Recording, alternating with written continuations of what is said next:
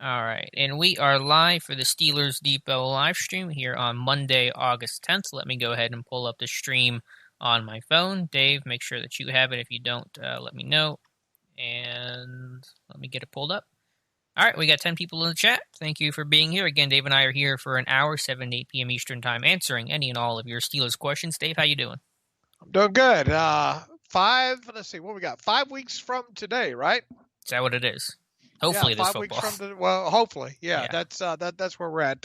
Hello to everybody in the chat. Thanks for tuning in tonight. Yeah, we already got a couple questions in here, and yeah, hopefully this football, because college football is in a very weird place right now, and the Penguin season, unfortunately, has ended, and they do not get the number one pick, so not even a consolation prize there. So, all right, let's see what we got in the chat. We got Xander, Donald, Rob, ODG Dorkman, Mutated Genome is here as always. Ryan Allen, Patrick Donovan. Again, any Steelers questions you guys have, ask it in the chat. Dave and I will be more than happy to answer it. If we get any free time, we'll talk about some of the things on the site, including Dave's roster prediction before training camp really officially kicks off, even though technically has gotten underway. Let's see here. Donald Nolan has a question. You trying to say I don't get full credit?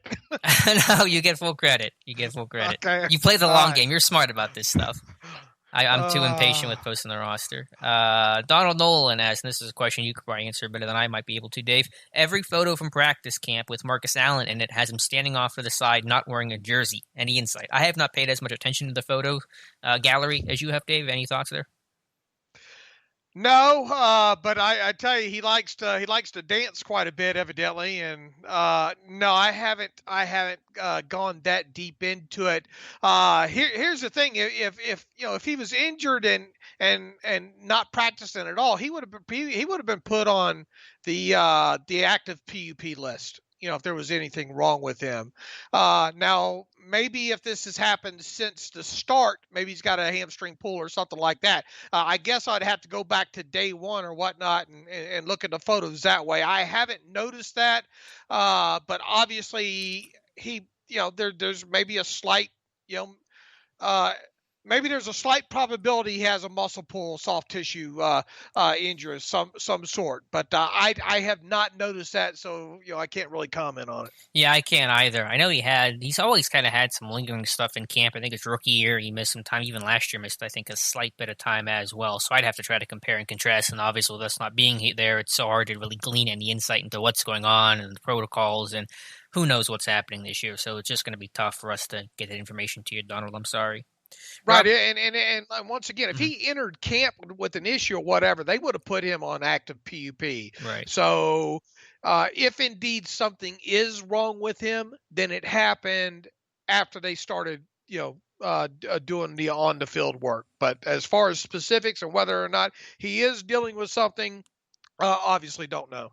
And to say the obvious, if he is dealing with something and missing time, while this is kind of like an OTA setting, any time missed for him is really going to hurt him all the more because he is fighting for his life for a roster spot right now after missing the 53 last season.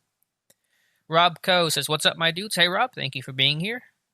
Hi, Rob. Mutated Genome again here as well. Ryan Allen asks a question. Should the Steelers sign Josh McCown or Blake Bortles and release JT Barrett? Well, Barrett's already been released as part of the cut down to 80. And the four quarterbacks they have right now, Ben, Rudolph, Paxton Lynch, and Duck Hodges are the four they're going to carry. Don't expect any movement with any veteran guy coming in, Ryan. No, they're not going to do anything with a quarterback, barring an injury or something like that. I mean, this has been their plan all throughout the offseason. Mm-hmm. So they've got now the four quarterbacks that they want on this 80-man roster, and then we'll see, which one is the third one come cut down day, and we'll see whether or not they put a fourth one on the practice squad then. Yeah, I think both of our roster predictions have them keeping four quarterbacks, three on the 53 and a fourth on the practice squad, which is probably the pragmatic thing to do given what situation that happened last year and obviously the COVID situation that's looming over everyone's head this year. And Ryan, just since you brought it up, there's going to be a lot of rumors right now. I saw, and this is very much a air quote report that the Steelers had interest in Blake Bortles or Bortles had rumored to have interest in him, and the report was nothing substantive. So just be very wary of those things this time of year, especially when everyone's starved for content. And look, if we thought there was any truth to any of this stuff, it would be on our site. I Hmm. guarantee you. Alex and I live on the internet all day. It's what we do. It's our jobs to do that as well. So if there was any inkling of truth to any of these things floating around, we would be writing about and talking about it. Absolutely. It'd be fun to see Josh McCown in Pittsburgh just to get a new jersey for him. He's like on half the leagues in his career already, so that'd be fun to add to his collection. People are going to take that now as Alex Yep. thinks the Steelers should sign You'll McCown. see the So. articles tomorrow on your local blog. Patrick Donovan, with COVID happening, when a player gets brought up due to someone catching it, is that player subject to waivers when we release him to bring the starter back? I believe no. You can correct me if I'm wrong, Dave, but I believe there's an exemption for some of those guys going back to the practice squad this year.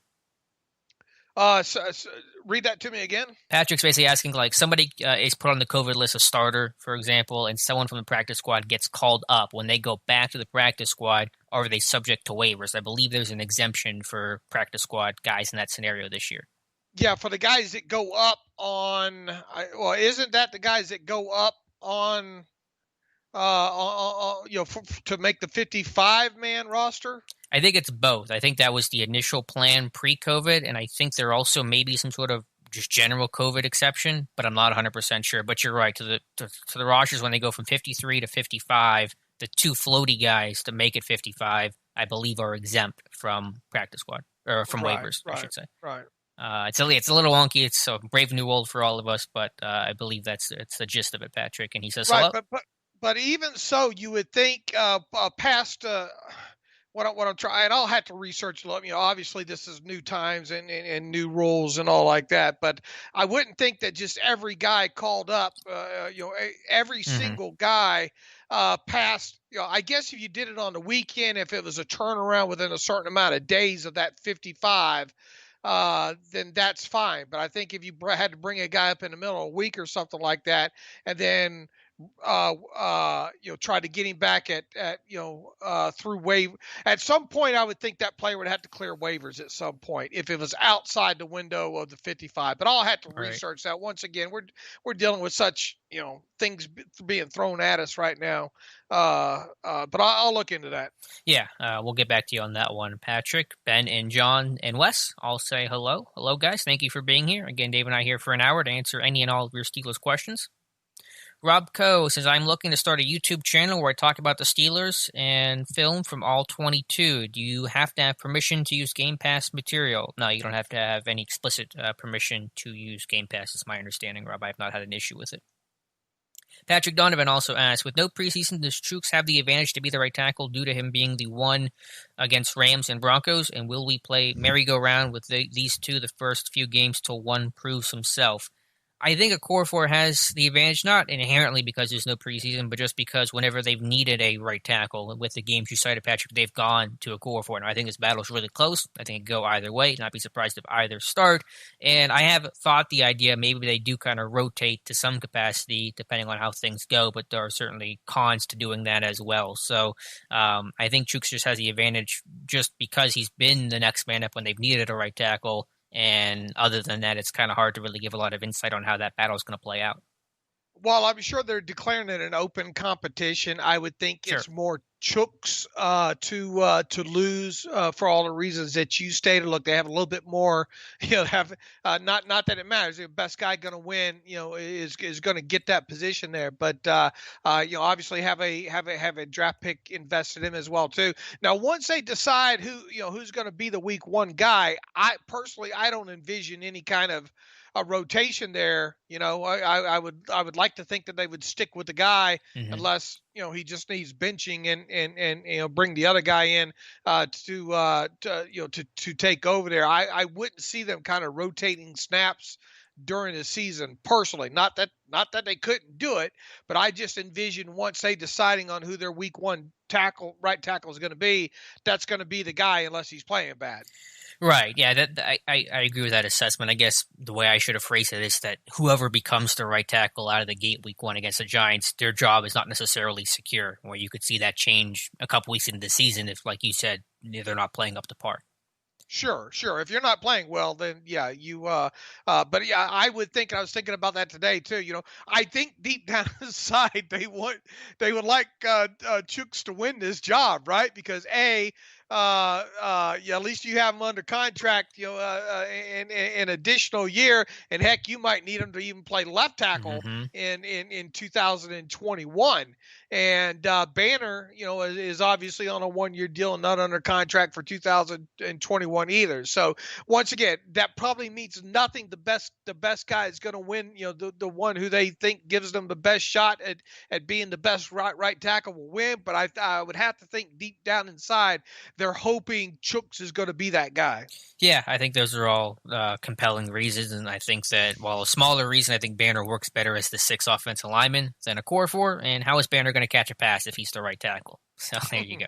Let's see. Patrick also says excited for Dr. Mel tomorrow. Boy, she nailed Ben's injury. Wonderful free agent find, Dave. Agree across the board. We'll talk to Dr. Mel in the Terrible Podcast tomorrow. She's called this injury for the longest time, and very happy to have Dr. Melanie Friedlander part of the Steelers Depot team.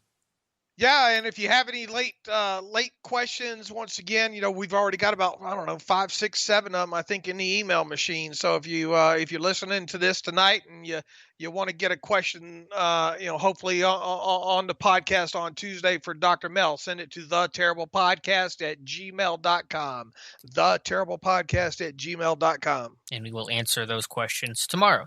Pablo Martinez says hello. Hello, Pablo.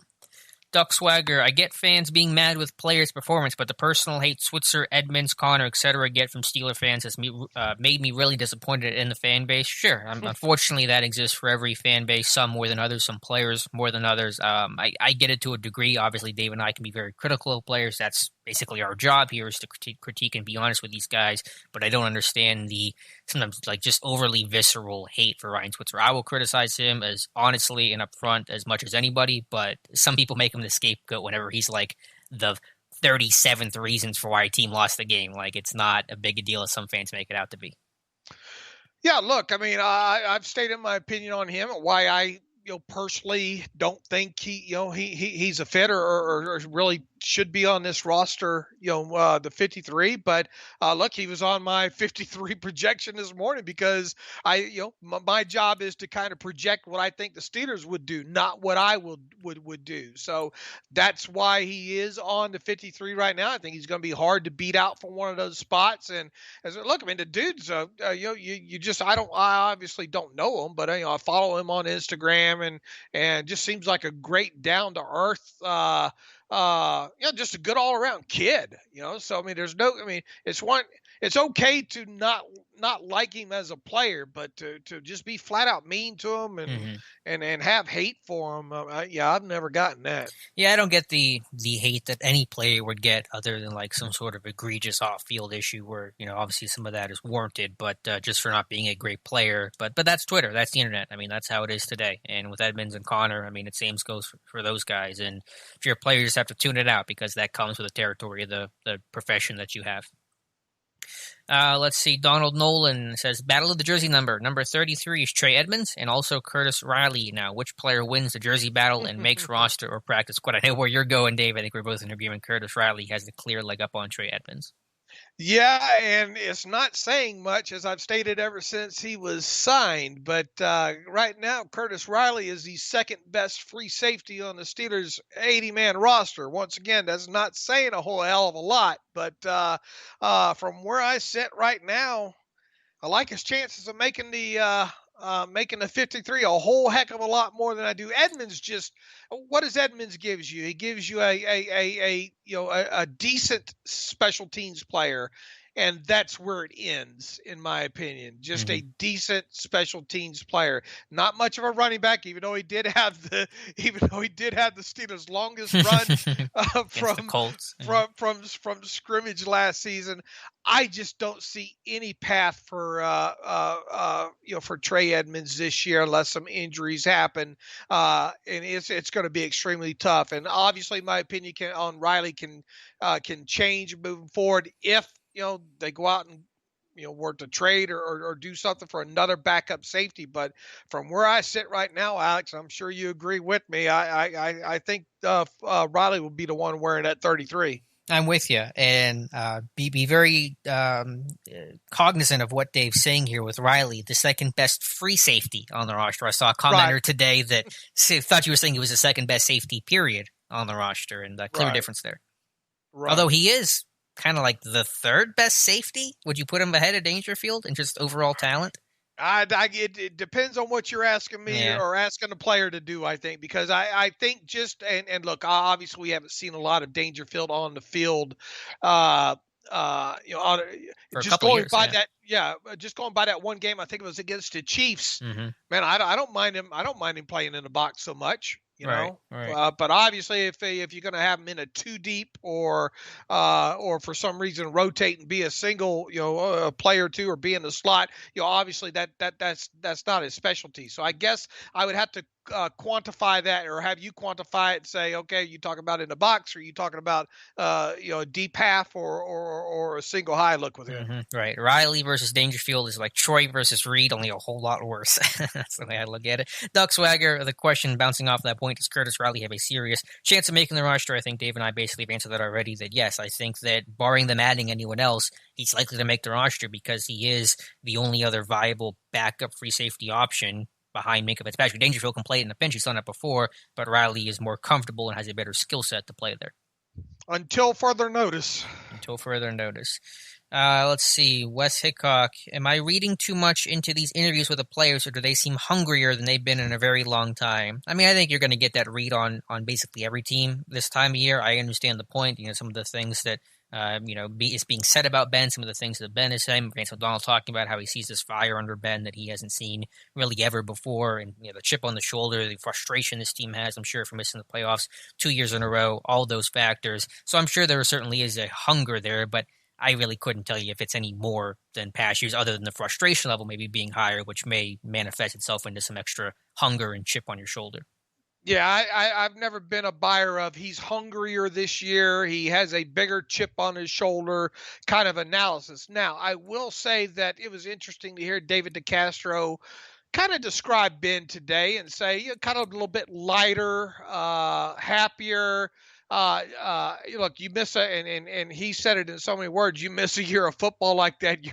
You probably, some of the things that maybe you took for granted, you don't take for granted, as much. So maybe he's a little bit happier of a guy to be around on the practice field. Maybe a little bit lighter during practices than say he was before the injury. But yeah, I mean, I would hate to say even more hungry, especially when it comes to a guy like Roethlisberger. Yeah, I don't get into all that. Brian says, "What's up, Alex? All well?" He says, "And you as well, Dave." Doing well, Brian. Thanks for being here. Appreciate it. Happy Monday, Brian. Ryan Allen. If the Steelers trade for J.J. Watt, what would they trade? Fire up Madden, because that might be as close as you get to it. It'd be fun. I know it's fun to think about with the Watt brothers, and now to have all three would be fun. But they're not trading for J.J. Watt anytime soon.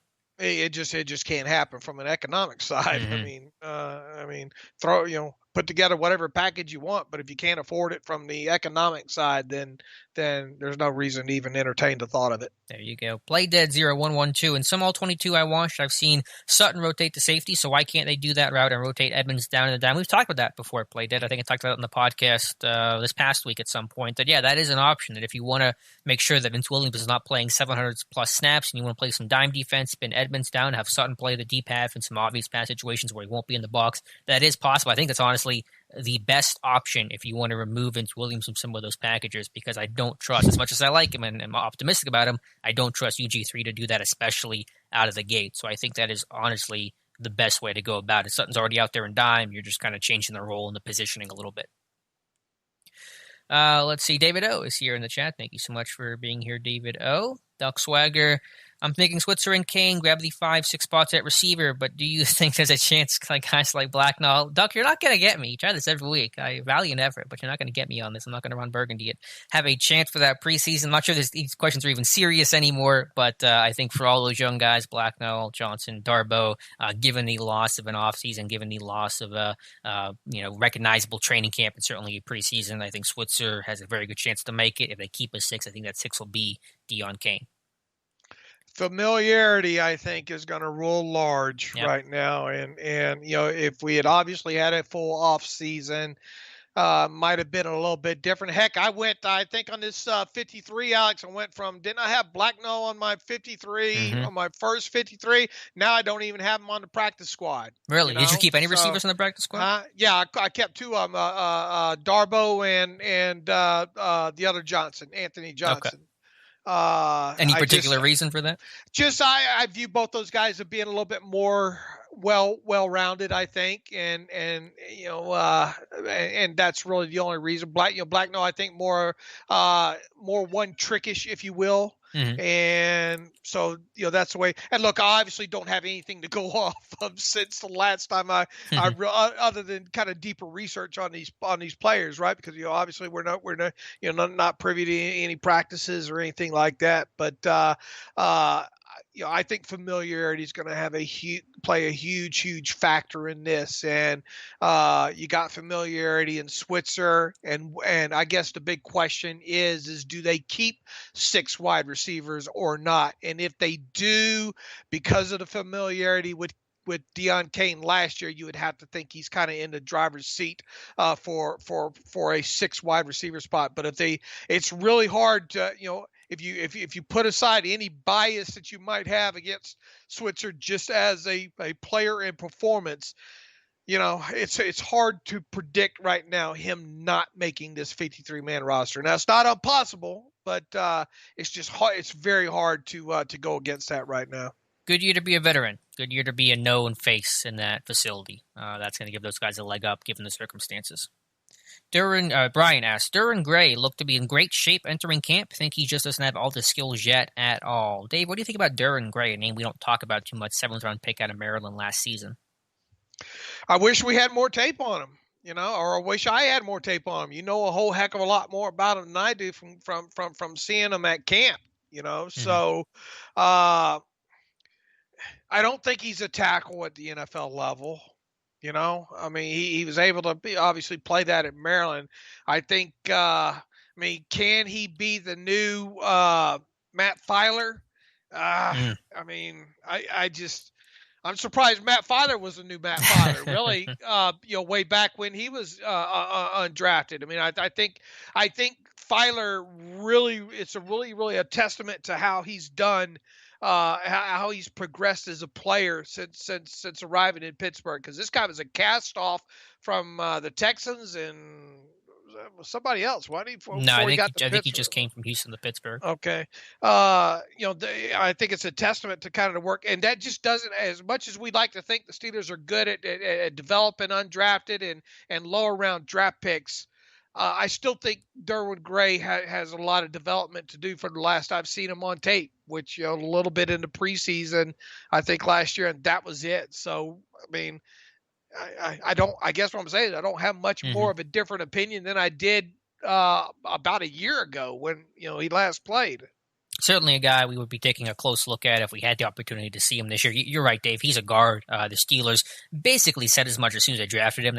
Theoretically, they had him a tackle to start, I guess, but he really played guard in the preseason and training camp. He was 13. He was learning a new position because he was only a tackle only with the Terrapins. He was, according to him, injured and dealing with an injury, so that hurt him literally and figuratively all the more. And so you just didn't learn a whole lot about him. He was clearly never going to make a serious push for the 53 last year. This year, maybe a 9th offensive line spot, but you'd have to see the progression he makes from year 1 to year 2. We won't get to see that. So just hard to really give a lot of insight, but he's definitely a guard, and hopefully he's healthy, and hopefully with a year of experience of learning how to play guard will help him.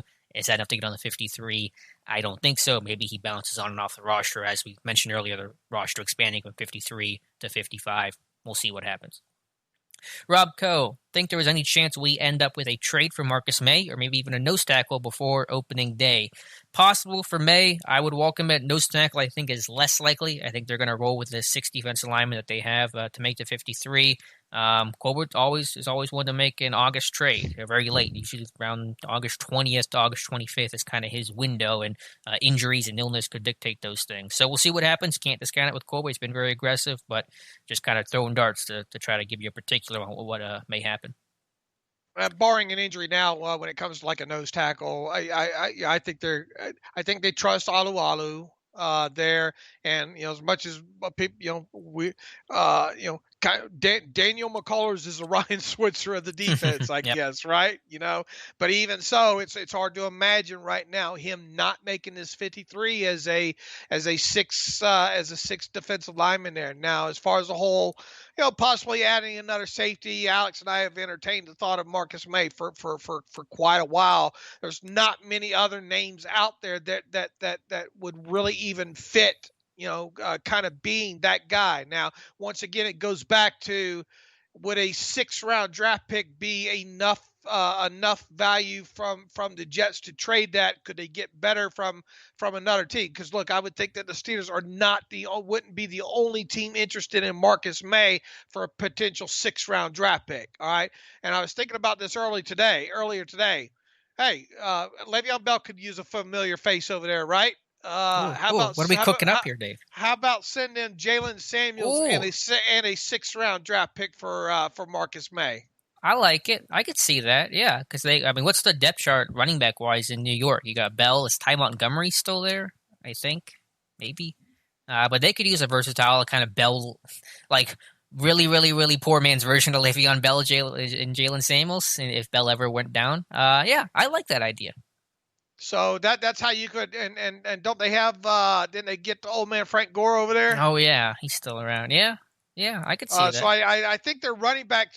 Gore's obviously more of a power back, right? Mm-hmm. So other than him, though, I don't think they have anything over there. Do they still have Ty Montgomery, or is he gone?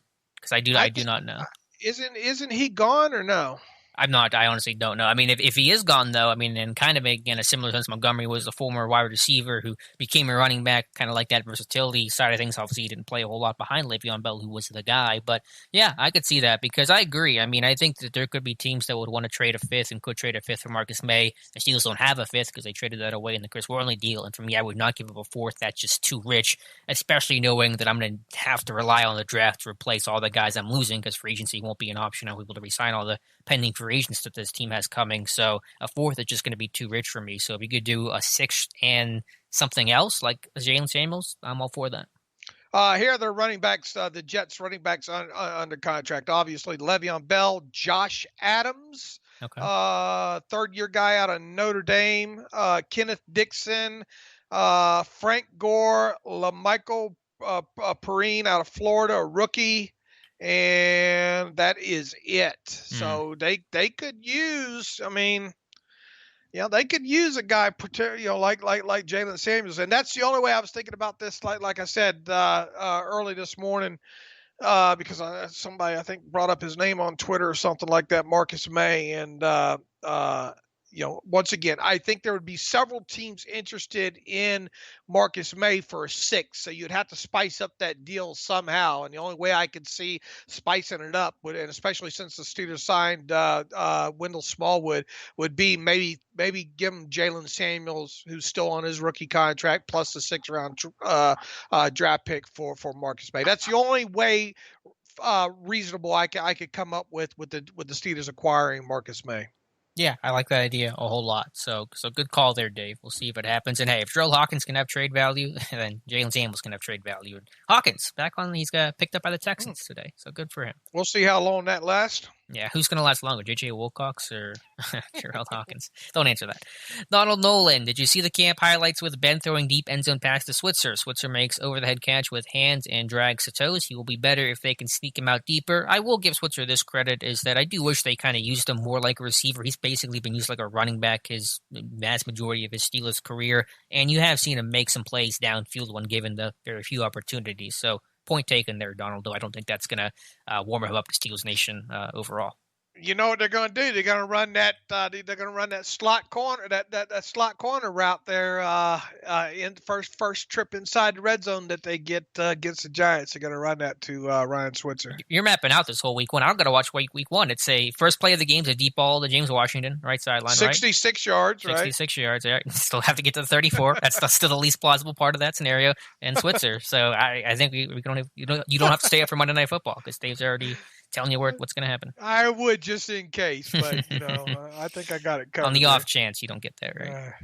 John Pennington, Alex, did you ever do a breakdown of Edmonds' play from last season in the secondary? I don't know if I did. I don't think I ever did a formal tape breakdown. I've done some stuff in the context of lack of playmaking and a couple things on some tackling, maybe, but nothing formally on him. His ball skills are below average. He struggles at the catch point, struggles finding the football. Again, the lack of splash plays is indicative of some of those issues that he has. He's got the same number of career interceptions as his brother, who's a running back, which is a problem, obviously, for all the play time he has. Again, has improved, has gotten better, can continue to improve and get better. Saw that career arc with Bud Dupree, so I don't want to discount that, but just the ball skills aren't there. And usually with those guys, either you have it or you don't. Doesn't seem to have it. And you would think, you would hope that having last season under his belt with Minka now, they'll be a little bit more on the same page this year, and at some point, they're gonna have to mix up the rotation a little bit where. Minka's not tied to the post all the time. So there are going to be situations where Terrell Edmonds is in the back end by himself. So I think the big thing is just don't give up the big play if something like that happens. Obviously, as we mentioned, he needs to make more plays on the football, and even if it is just a pass breakup or something along those lines, we just got to see more playmaking from him. And I think one of the biggest concerns with him is how is he going to do on the back end. On some of those pre-snap rotations where they show maybe too high or something like that, then swing one of those guys down at some point to be able to keep offenses, I think, honest. Minka's going to have to be that guy to go down sometimes. Absolutely, and just for his own benefit of being able to make different plays at different spots of the field instead of, as you said, being tied to the post like that. You want to make sure you're moving him around, getting involved so offenses can't game plan around him. That's going to be, I think, a critical factor.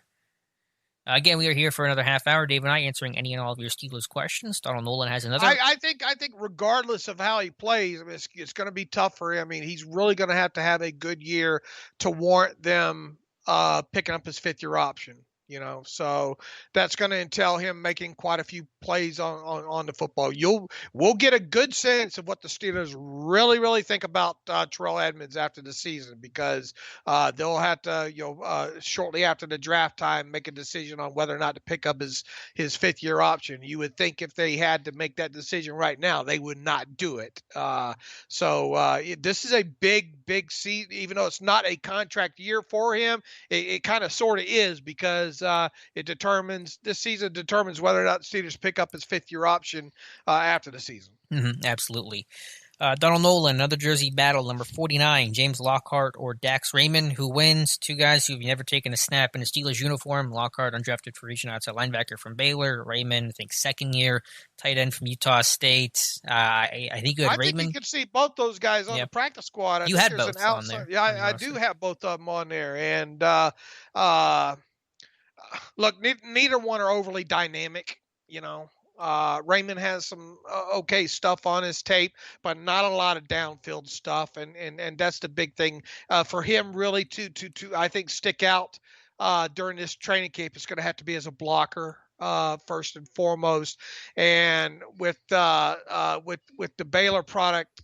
He's just not that twitchy of a. He's got some nice pass rush moves. We saw him do a few things with the rip, and he doesn't have a lot of bend with him. He's just not a dynamic pass rusher. So, but as things stand right now, I think he's the only outside linebacker outside of the top 5, right? Don't they only have 6 outside linebackers on this roster right now? Yeah, and he's Hendricks got released. Right. And he's number 6. So, I think neither one of them, I think, have a chance to make the 53. But I think there's an outside chance both of them could end up on a practice squad with a 16-man practice squad. Right. It does say something that you're right. He's like the last other outside linebacker remaining, because they released Hendricks, they released Kuntz, and I think it's just Lockhart behind, obviously, Ola and Highsmith and Skipper and Budden and Watt. And I think that says a little. So I don't It know does. what it Says says. something. Yeah. Yeah, I don't know what it says, but it says something about something they like him, and I think it's probably his overall pass repertoire because he's not a once again he's not a twitchy. I broke down the sacks and probably have done the deepest look at him of him of anybody maybe on the site, but he doesn't have a lot of bend to him, not overly athletic. I think what impressed me the most with him was a little bit of his pass rush move repertoire that he has. And he will, once he goes up the arc, if he gets stymied, he'll try to work back up. But too many times you do see him get kind of stymied Mm-hmm. up the arc on there. But once again, I don't know what it says because none of us there are at practice. But the fact that he is that 6 outside linebacker at this point right now, I think says something. It does. Will it be enough? We'll see. But he's still here, and that's all that matters. Richard Jameson is asking when I'm going to get out of the train station area. Hopefully soon. I'm looking at a little house buying right now at some point, maybe in the relative Are near you future. really? A little bit. That's yeah. news to me. I know. Yeah, we're breaking some news here on the live stream. Just kind of looking, not anything super serious, but maybe by the end of the year, we might be making a move here, get away from the train station. It's a good motivator because I'm getting tired of this thing. Stupid trains. Next time it's the worst. And they have the one road closed. Now the only way to leave town is to cross the train tracks, and inevitably you get stuck behind the train, and it's just a disaster. You don't have central heat and air in there either, do you? No, I don't have AC upstairs. I've been living downstairs for like a month now because it's just too hot to be upstairs. I'm doing this from my couch, which is not an ideal scenario to work from. Anyway, enough about me. JP Fitta. Any chance Switzer is not terrible? A lot of Switzer here in the chat, and I hope he's not watching. He might tweet about it. I'm very glad that Switzer is not being counted on for a big role. We'll put it that way. Let's see. John Fletcher. Who would you sign to an extension if they both have a healthy Pro Bowl caliber season, Juju or Connor? I think we would both agree Juju. I'll let you speak for yourself. Right. Look up the word fungible. And you would see a running back's face, and you would see Dave Bryan pointing to the word fungible. I love the kid. I think he's fantastic. I think he's got the opportunity to have a 1,500 total yards from scrimmage season, similar to what he had in 2018. But even if he was to stay healthy for all 16 games, somehow manage, let's say, 2,000 yards from scrimmage. I don't think's enough. I think what you do is you applaud him. You hope he signs a nice contract in free agency, and then you take whatever compensatory value you can get for him. He's not Le'Veon Bell. You're not going to throw the franchise tag on him. If he has anywhere decent of a 1,500 total yard from scrimmage season, he's going to. He'll already be priced out of, I think, the Steelers market for what they probably want to spend. Remember, this is a team that's going to have cap challenges. I'm doing air quotes here. Cap challenges, or they're going to be cap challenged next offseason. I just don't see it. And look, I mean, even if it is Juju, it's not going to be an extension with Juju. You're going to have to tag him and then go from there with a possible extension. I just can't see Juju I just can't see Juju just accepting a middle of the rung kind of deal without at least testing free agency. I think he owes it to himself to do that. So in the end, I don't think either one of these guys sign extensions. So I think the best case scenario about retaining Juju is him having a 2018 like season and then getting the franchise tag from the Steelers. Well said. I agree. I think tag and go from there is probably the best path for Juju. Connor, good season, bad season, just can't see the path again, especially given all the quote cap challenges this team has. And even if you wanted to tag right now, it's hard to come up with a way to get the tag onto Juju right now. So we'll see how things obviously transpire, but that's going to be part of that challenge. Wes Hickok, if we keep 6 receivers, what position loses, air quotes, a roster spot to account for it? Probably keeping just 8 offensive linemen is the way that I think our rosters have both been constructed, 8 O-linemen. Yeah, I would agree, yeah. Eric Schaefer just dropping in to say, go Steelers. Go Steelers, Eric. Thank you for being here. Patrick Donovan, I'm going to try and get a question in tomorrow with Minka on SNU. Anything either of you would like me to ask? Yeah, we did not get Vance McDonald's question, unfortunately, but what would I ask Minka? I don't know what I would ask Minka. He's done a lot of interviews this offseason, it feels like. So maybe just talking about, versatility, moving around some if they've talked to him about, moving around a little bit, and if he's going to play less of the free safety spot and be able to just be more versatile in his second year with the team. You know what? I would like to know how instrumental, how much he was able to learn from Terrell Edmonds. How much did Terrell Edmonds help him in that first season? Okay, I like that. I think that would be, because look, we saw some of the some of that on Game Pass, right? In the segment that they had with him and all, with what's his name, Brian Baldinger. Yeah, Baldinger and all. And there was, we saw that one clip of Edmonds, pointing him down and all like that. And I would just like to know overall what, how instrumental Terrell Edmonds was in helping Minka acclimate to the defense last year. I'm going to race you a Terrell Edmonds with a Terrell Austin. And just, I want to know that dynamic with him and Tom Bradley and what Austin's brought to the table and everything. Because we know that while Austin's still technically listed as an assistant, he's running the room. So I just kind of want to hear that a little bit more specifically and concretely from Minka. Let's see here. But thank you, Patrick. If you can ask that, any question, Dave questions, or another one, we'd be appreciative of it. Let's see. Eric Schaefer, did we already talk about Big Ten not playing football? We've kind of touched on the college football up in the air. Some conferences will play, some won't. It's a mess right now. Everything's changing by the hour, it feels like. So I'm not even sure. There was that report, I think, from the Detroit Free Press saying that, yeah, definitely the Big Ten's been, but I don't think the Big Ten's officially let out any release on that yet. So I don't think they're officially making a decision until tomorrow. But right. Man, what a mess, Alex. What a mess. What are we looking at? The SEC and maybe the what else? The ACC? SEC, Big 12. I don't know. I can't keep up with it right now. Pac-12, I'm not even sure what's going on out west right now. But yeah, it's a mess. We know the MAC's not playing, so the Steelers, that's Mike Tomlin's go-to. I don't know how they're going to draft this year without the MAC. And obviously you wouldn't think, there's not going to be a full schedule, right? Nah, it seems like mostly just in conference stuff. Right. So, we talk about 6 or 7 games per team, I think probably max. And I don't know, this thing almost, like you said, changes every hour. It sure has been a depressing 2020. Oof. Sure has. John Pennington, would you keep McCullers and why when there's better talent? I think you're answering part of your own question there, John. If it was up to me, I probably wouldn't, but I've just kind of come to the reality that they are going to. And partly, and the biggest reason why you'd keep McCullers is, again, lack of an offseason, lack of everything this summer. Those young guys don't have a chance to prove themselves. A Carlos Davis, a Savon Walker, a Henry Mondo, which someone has a question about or comment about here in a moment. And then, outside of Mondo, because you know him a little bit from last year, just some of those guys have an opportunity. And again, veterans rule the day in this scenario. Big Dan's the veteran, 7th year in the league he's going into. He's probably going to stay.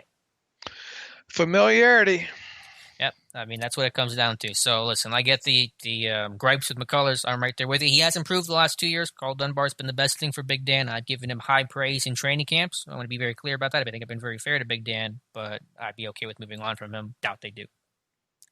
Patrick Donovan, Alex DeCascio, pretty much shirt up your theory thoughts that Villanueva could retire after this season. Yeah, I read the quotes a little bit more, and it maybe wasn't as clear as the way the media initially made it out to be the report. But yeah, it's something you have to consider. Not only, just would he go to play for another team, or he's somebody that's going to be 33, I think, by next September, I believe, and has shoulder issues. And obviously, he's a very bright guy with a great future and can definitely move on with life's work. He's not defined by football. So it's getting harder to see a scenario where Villanueva's back in Pittsburgh next season.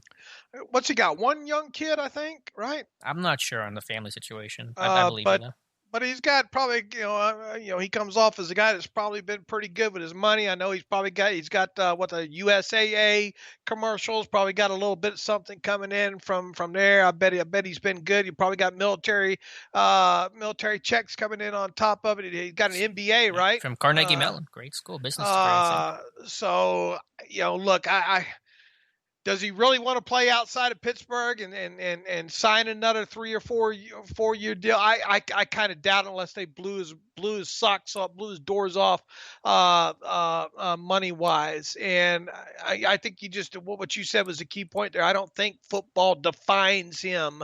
I think, and especially if the Steelers were somehow to win it all this year, I think that'd be enough for him, Alex. I really, really do. I think regardless, either way, I think this is Big Al's final year with the Steelers. So make sure you look. I mean, you look at the amount of games this guy has started consecutively.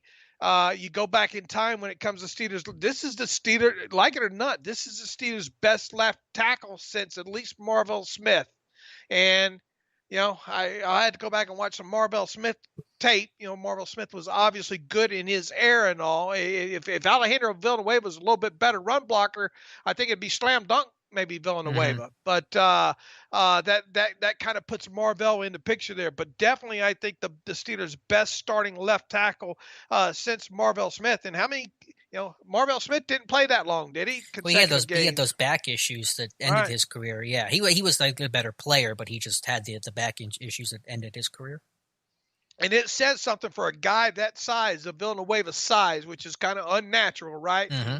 And to be in some of the positions that he's in, for him to have the consecutive game streak that he has right now, and to play like he's played, I really think speaks volumes. I don't think Alejandro Villanueva gets the credit from the fan base that he deserves overall.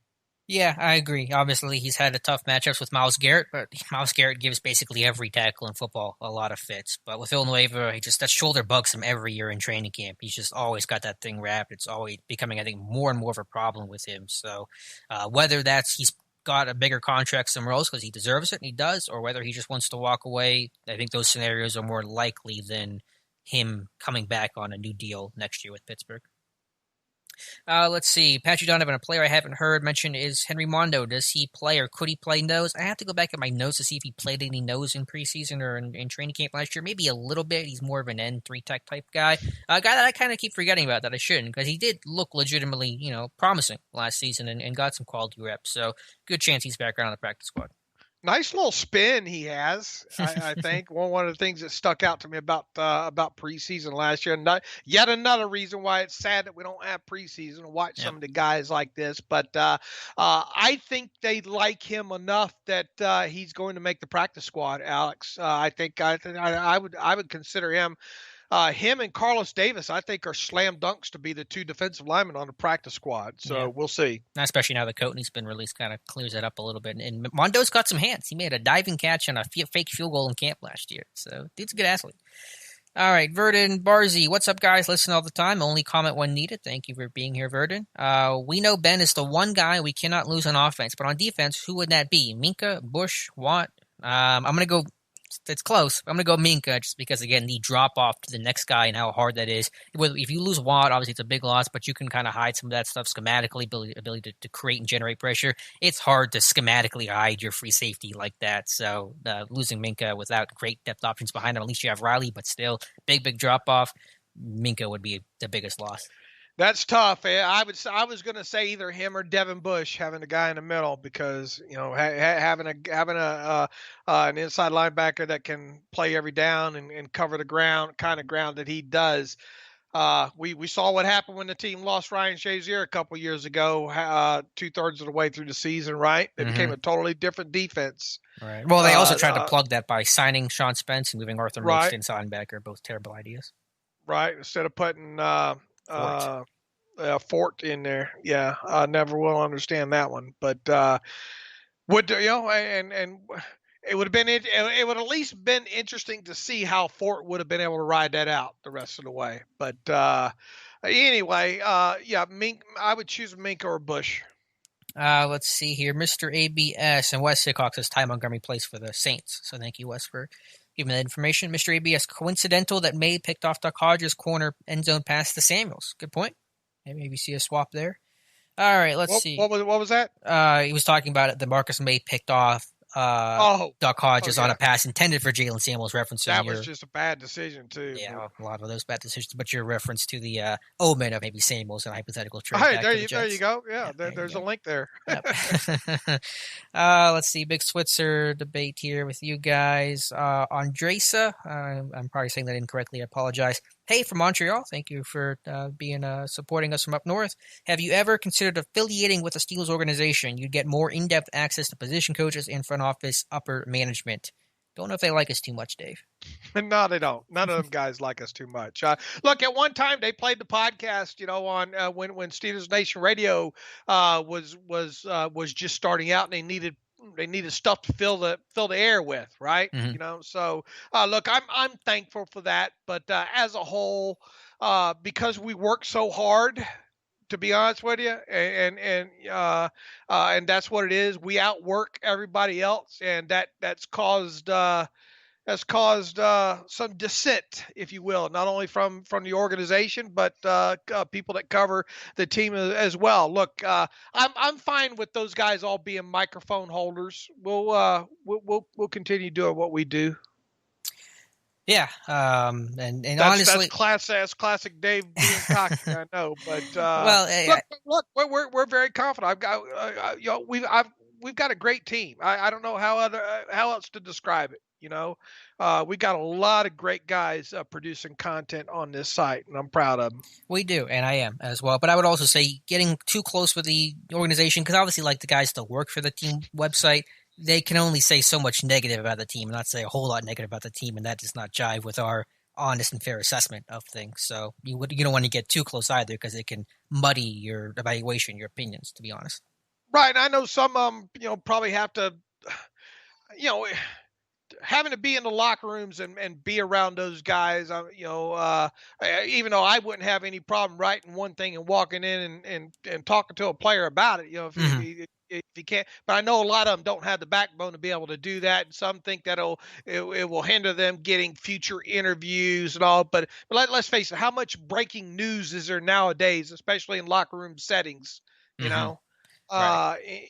Anymore. But once again, look, we'll gladly let them be the microphone holders, if and we'll continue doing what we do. So I don't really think we're missing out on all that too much of it. After all, we're here to watch football, and that's the best part, I think, about what we do is the watching and the analyzing of it. And if we can't have the microphone in the face and that be a trade-off, I'm fine with it. Mm-hmm. Amen. Richard Hudspeth, next year, do you have to draft another slot receiver if Juju leaves? If he does, I don't know how you replace it in the slot. So, I mean, unless Claypool really looks good there, even though he's not really an ideal slot guy, you're gonna have to plug a lot of holes in the draft next year, regardless, because you're losing a lot of key guys. I'll say that much, Richard. One quick thing, going back to that, in the media aspect, if we had any affiliation whatsoever, if we were credentialed, you can bet your butt they wouldn't let Alex kind of do the reporting that Alex does at training camp. They would put a kibosh on that right away. Several members of the media already don't like what Alex does at training camp and think that we have an unfair advantage of that in that aspect. And I guarantee you, if either one of us were credentialed, that they would use that as a reason to put the kibosh on what Alex does out there at training camp. Yeah, and I would also say it's not like we don't have breaking news stories. We've done some breaking news stories over the years. I mean, the biggest one was Le'Veon Bell getting hurt and tearing his MCL several years back. I mean, that got us an Adam Schefter shout out. So, we try to do everything. We're not just one bucket only. If we can do breaking news and analysis, then I think that's the best thing for the site for us. All right. The question about Juju in the slot, though, if they lose Juju, how do you replace him in the slot? That's a very valid question. Whoever asked that, Richard asked that question.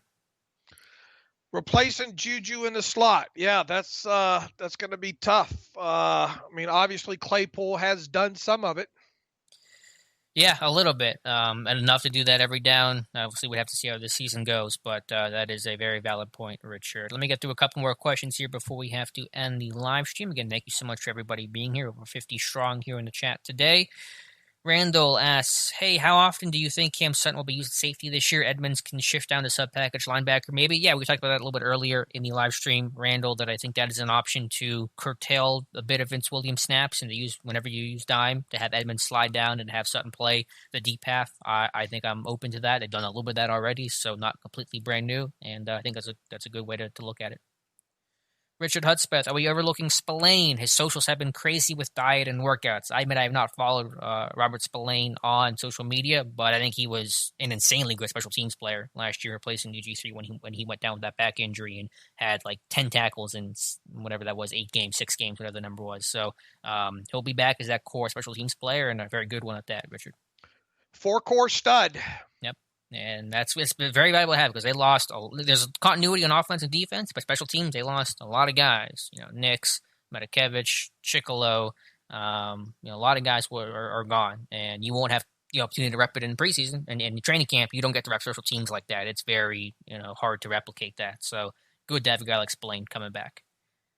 Let me see here. Austin's asking about stat predictions. Honestly, if you have an answer for it, Dave, feel free. But you're just spitballing trying to get ideas for stat predictions at this point. Yeah, I mean, we got five weeks. 5 weeks sounds like that train's there, but I don't. What stat predictions is he wanting? Yeah, the train is here. Unfortunately, Deontay, Juju, Washington, basically the receivers. Deontay, Juju. Oh yeah, let's give us. I mean, we've been spitballing. Just listen to the podcast because we throw some of those out there occasionally. Yeah, for sure. Rob Coe, I see Justin Lane has problems covering speedy receivers. That has bothered me ever since they drafted him. Got anything to reassure me? I had those same questions, Rob. I think I saw a guy with some stiffness and a lack of long speed, average time speed, and that was a concern. Obviously, I haven't gotten to see a lot of him in his NFL career, but I still harbor those same concerns, Rob. Let's see here. What else do we have? A couple more questions. Desmond Barnes, if the Steelers decline Edmonds' fifth-year option, do you think it's a possibility on them trading for a strong safety like they did to get Fitzpatrick? Dave, your thoughts? No, here's the thing. If they don't pick up his fifth-year option, it just means that 2021, after 2021, he would become a unrestricted free agent. That's all that means. So, obviously this is his third season, right? So if they did not pick up his fifth-year option next April or May, whenever the deadline is, then that would mean that he would be set to become an unrestricted free agent after the 2021 season. In the meantime, I don't think they will do anything, other than that and go out and trade. It'd be much like kind of a, No, I don't. Yeah, I'm with you on that one. Let's see if I can find a couple more on Andresa. And again, I might be saying that wrong. I can apologize. During training camp, you guys talk a lot about reps, and that rookies or non-starters are getting less reps. What are they doing in the meantime then, just watching the starters? Yeah, they're just kind of on the sidelines, waiting to go in next. They're taking mental reps, hopefully. They're listening to the call. They're, like I said, hopefully digesting things that are going on and listening to coaches. But there was a decent amount of downtime, especially with a smaller field, and just given the whole COVID situation, it makes things all the more tougher. Let's see here. Let me go through 2 or 3 more, and then we'll wrap up the stream. If I can find the next question here. You guys are having some conversations, which is cool. I appreciate. Let's see if I can find another question here. Wes Hickok, I'm curious. Forgive me, Alex, but I guess I haven't paid close enough attention. What do you do during training camp that the so-called experts don't like? I mean, I don't listen to a lot of what people do or don't like about me, but I would just imagine it's just and I don't mean to sound cocky about this, but I think it's the most... Do it. Dave, you're a bad influence. If you don't, I will. I know. That's what I'm afraid of. I think that we do the most detailed, in-depth report of training camp of anybody, maybe even like across the league, because we tell you every single thing that happens to give you the best feel that you were sitting next to me at Latrobe. And I would say, yeah, that if you were credentialed and you're standing on the field, it'd be a lot harder to take notes, because me getting to sit down, have notes on my lap, and be able to take notes that way in the bleachers certainly makes that a whole lot easier to do. So I think just the level of detail in the reports, and hopefully that a lot of people, of course, gravitate towards our tweets and our coverage of training camp. That's why I'm very bummed I could not be there this year. I think just the coverage overall and the scope and the depth that we have is something that is uncommon for not only Pittsburgh, but most teams across the NFL. It's not bragging if you can back it up. You've said that in a bar a time or two somehow, I right? have, and I a Didn't couple end of well. times I wasn't able to back it up. Yeah, uh, there's a thing called getting the I dotted. yeah. Well, all right. I'm gonna leave it there. Ron 92, where do you think they're headed this year schematically on the offensive side of the ball? Possibly shorter or quicker passes to avoid Ben from getting hit this year. I mean, they were kind of going that way in 2018, right, Dave? They were pretty Yeah, get the yeah. ball. Look up the do a research real quick on Dink or Dink Dunk Hmm. on Steelers Depot real quick, and yeah, you can find an article. Look, I mean, he got the ball. If there's one thing that Todd Haley gets credit for during his time in Pittsburgh, it was getting Ben to get rid of football quicker, and I think you're going to see a little bit of a continuation of that. Now, obviously, we hope there's a little bit more play action than we've seen out of Ben the last couple years with more success with that play action. But even so, I don't think you're going to see a lot of Benton holding on to the football too long because you just asking for problems to sit this in. You don't want Ben to have to do things that Ben had to do 10 years ago. In the pocket and fight off rushers and all like that. Obviously, there are going to be opportunities for him to extend the play. That's still what makes Ben one of the top quarterbacks in the league are those situations. But I don't think you want to ask for that a lot. I think you want to see a lot of timing stuff. I think you're going to see a lot more underneath, a lot more middle of the field stuff and all like that. I think you're going to see him use his backs out of the backfield like he did with James Conner in 2018 as well too. So I don't, other than utilization of that motion, which has been a huge buzz ever since Canada was hired, and actually having the play start with the player in motion, not so much for the player coming to a rest after motion. I think that's one aspect that you're going to see a little bit more, but they pretty much have already told you you're just going to see different things kind of stacked on to what they're already doing, because quite honestly, there's not a lot of time to have if you want to take advantage of the situation right now with there not being an off season. You just want to kind of take what you already have and build upon it. So in other words, I think you're going to see a lot of what you saw last season, except with more kind of tweaked a little bit. Yeah, it sounds like Matt Canada's going to have an influence greater than just being the quarterback's coach. But to your point, yeah, I think in 2018, I believe Ben was either first or second in snap to throw times. It was right up there, I believe, with Aaron Rodgers. So they got the ball out quick, and I think that'll continue, especially with some shiftier receivers like Deontay Johnson. Even Chase Claypool was someone that worked best on the underneath routes last year that allowed him to build up speed and run long. So I think that's still going to be the offensive mentality, of course, with the same OC. Not seeing any major changes there. One last question, one last comment. Jamal Curtis says, do you know the interview where Brady cries about his dad being his hero? Well, that is how I feel about Dave and Alex. I'm not quite sure how to take that, but thank you, Jamal, for the comment. Hot Dog Bun 96 is not enough thumbs up on this video. Come on, Steeler Nation. If you give the video a thumbs up, I would appreciate it. Stephen Ray asks, final question here. How do you see the running backs turning out this year? Any breakout season contenders?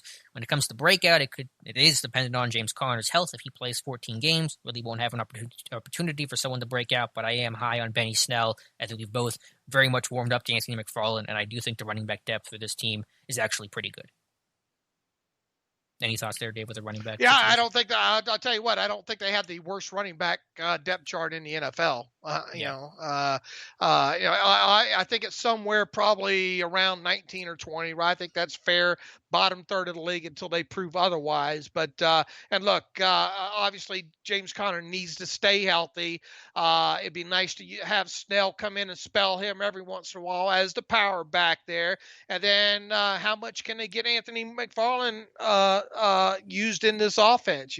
75 to 100 snaps you would think would be the ceiling on that. But obviously, if he's able to make plays sooner rather than later, that'll help get him on the field. As Alex and I have said several times with him, you got to getting him on the field means you have to get him carries so that the little red flashing light on his helmet don't go off every time he does run on the field. So if you use him as a running back first, you you'll be able to utilize the rest of his talents a lot easier when he comes into the game there. So I'm looking forward to it. But once again, I think Connor needs to stay healthy, and if given the opportunity, Benny Snell has got to take advantage of whatever amount of touches he gets.